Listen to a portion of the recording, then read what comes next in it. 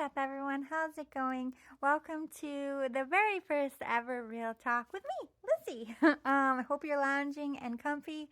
I'm just going to open up a little bit each night for 10 minutes and talk to you about my life and some of the life lessons that I've been learning. Just, maybe it'll help someone. Maybe you're just curious. Whatever the reason is, let's talk about celibacy. Now, if you asked me 10 years ago if I would ever be celibate, I would have probably laughed in your face. Not that I've ever been somebody who, like, I don't want to get too much into it, but I didn't think that I would ever not be in a relationship, is what I'm getting at. I left a 15-year relationship. The person's not worth mentioning. It's a story a lot of women have and a lot of men have. You got to date the wrong ones to get to the right ones.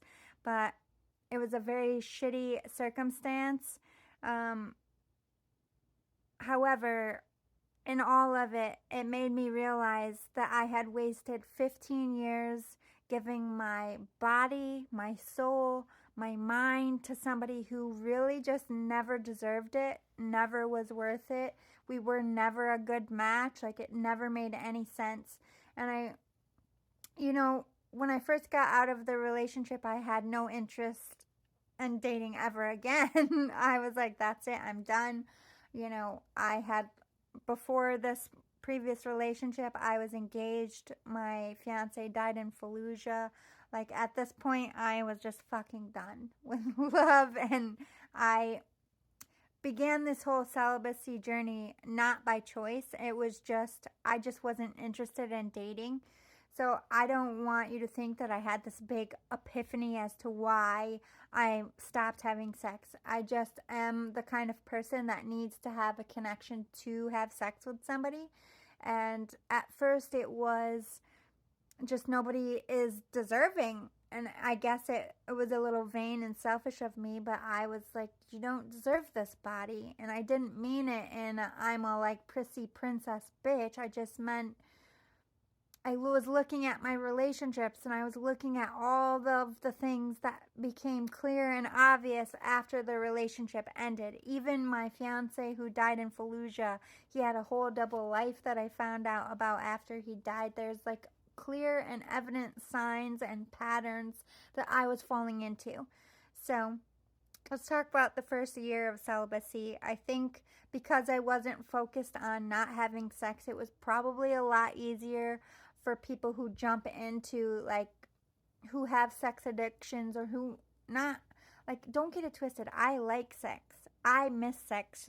I don't think I'm like tremendously good at it, but I can get myself off. You know what I mean? So I don't ever think that I'm like one of these people that is okay without sex. I miss it. Like, it's okay to admit that. I think the first year for me was a lot of self-discovery. I think I learned a lot about my body, not just like I'm let's just open that can. The first year was a lot of masturbation. I'm in year 3, by the way, of my celibacy. And I think anybody has different terms of their celibacy when they step into it. Like, some people are completely celibate. They don't even like double click their mouse or nothing. And God bless those people. I am not one of those. I didn't need to do it every day, but just like any other human, I had urges.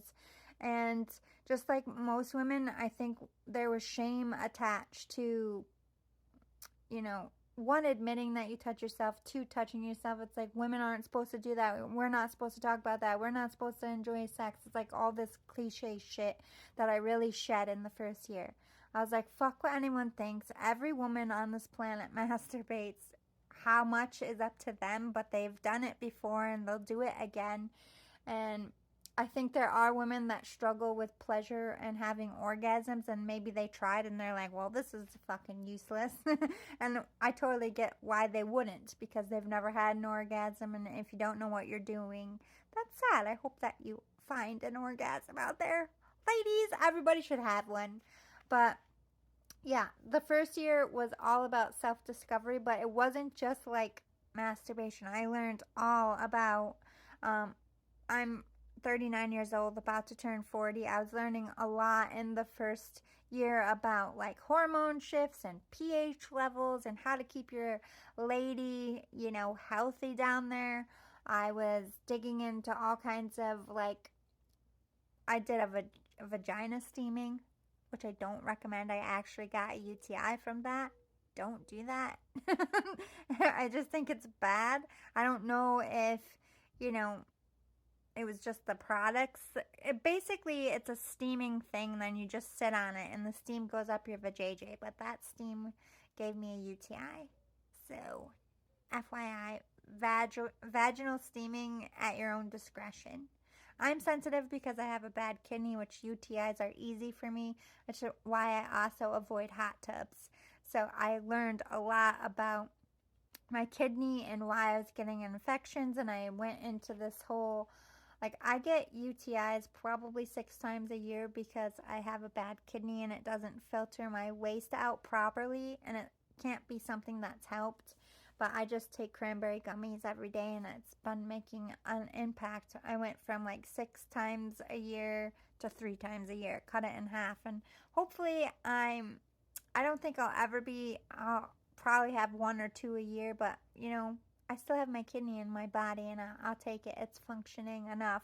I can take some medicine every once in a blue moon for that. But as I was saying, I was just discovering, it was all about self-discovery. Not just sex stuff and like stuff about my vajayjay and how to keep healthy, but I was learning stuff about myself because I didn't have a man in my life to cater to. I was catering to myself. I paid attention to all the things that I stopped doing. In that first year, I was doing my nails, I was doing my makeup, I was buying stuff, paying time and attention into myself because I didn't have the energy to give it to anyone else. And instead of being sad or lonely, I just was like, well, who the fuck am I now? Because I went through all of this shit. And so I became my own best friend. That was the best thing about celibacy. Like, because usually people are celibate without relationships. I don't know how people stay celibate in relationships. That really doesn't make sense to me, but all the more power to you. I just had time to dig into my talents, into my craft, figure out what I didn't like, what I wanted in a relationship, why my relationship failed. Let's get into the year 2. This was my lesson learning. I tried dabbling in dating again a little bit, but I made it very clear that sex wasn't on the table until and this is still true. I am willing to have sex, but I just want to be 100% committed. I want to know it's headed towards marriage. Do I need to get married that month or that year or get married before I have sex? No, that's not my journey, but I'm not shaming anyone. I'm not a virgin, okay? So that ship has sailed. I just don't want to waste any more time is my point of celibacy. And if you take anything from it, it is a road to self-discovery as in your own body. I can get myself off very quickly. Ladies, I recommend spending a year to yourself and not letting a man or a woman touch you and just having to fend to your own devices and playing with stuff. Like I ordered some toys for myself. No shame in my fucking game.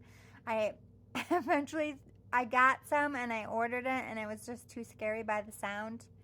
So I actually gave those away, but I never used it. And I recommend listening to it.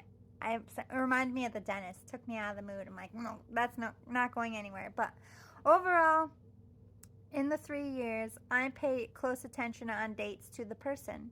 I want someone to get to know me before they get to know my body. This is a vessel. I've become spiritual and I've connected with my body, and I have great respect for myself. And until somebody respects me on an equal level, I don't feel I should share my body. And I have never had more stronger morals, more stronger character, or been more confident in myself. 3 years without men taught me I don't really need a man. I don't need a man for anything. I am strong, confident, and powerful all within myself. And I wouldn't have done that know that without this journey. So I'm thankful. I hope this helped. Toodles!